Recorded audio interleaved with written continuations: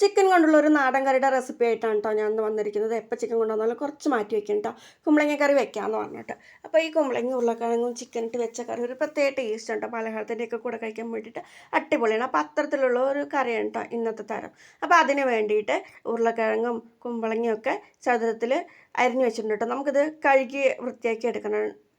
അപ്പോൾ നമ്മളത് ചിക്കനും കൂടി അതിലിട്ട് കൊടുക്കുന്നുണ്ട്. ചിക്കൻ ഇട്ട് കൊടുത്ത ശേഷം നമുക്ക് ഇത് മൂന്നും കൂടിയിട്ട് കഴുകി വൃത്തിയാക്കി വേറൊരു പാത്രത്തിലേക്ക് മാറ്റി വയ്ക്കാം കേട്ടോ. ഇനി അതിൻ്റെ മസാലകളാണ് വേണ്ടത്. ചൂടായ ചട്ടിയിൽ മുളക് പൊടി, മല്ലിപ്പൊടി, ഗരം മസാല, ചിക്കൻ മസാല, കുരുമുളക് പൊടി, ഇത്രയും സാധനങ്ങൾ നമുക്ക് നന്നായി വറുത്തെടുക്കാം കേട്ടോ. വറുത്തെടുത്തതിന് ശേഷം നമ്മൾ നേരത്തെ കഴുകി വൃത്തിയാക്കി വെച്ചിരുന്നില്ലേ, അതിലേക്ക് ഇട്ട് കൊടുക്കാം. ഇട്ട് കൊടുത്ത ശേഷം ആവശ്യത്തിന് മഞ്ഞൾപ്പൊടി ഇട്ട് കൊടുക്കുക കേട്ടോ. ഉപ്പും ഇട്ട് കൊടുക്കുക.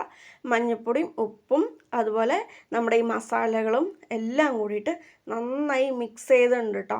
അപ്പോൾ കൈ കൊണ്ട് തന്നെ നന്നായി മിക്സ് ചെയ്ത് പറഞ്ഞാൽ എല്ലാവരും നന്നായി സെറ്റ് പിടിച്ച് വരും കേട്ടോ. പിന്നെ നമുക്ക് ആവശ്യത്തിനുള്ള വെള്ളം കൂടെ ഒഴിച്ചു കൊടുത്ത് നമുക്കത് വേവാൻ വേണ്ടി മാറ്റി വയ്ക്കാം കേട്ടോ. ഈ ഒരു സമയത്ത് നമ്മുടെ അരപ്പ് റെഡിയാക്കേണ്ടതുണ്ട് കേട്ടോ.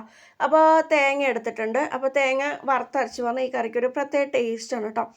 അപ്പോൾ ചൂടായ ചട്ടിയിൽ വെളിച്ചെണ്ണ ഒഴിച്ച് കറിവേപ്പില ഇട്ട ശേഷം തേങ്ങ ചുരകിയത് ഇട്ട് കൊടുത്തിട്ടുണ്ട് കേട്ടോ. നന്നായി മിക്സ് ചെയ്ത് വരിക.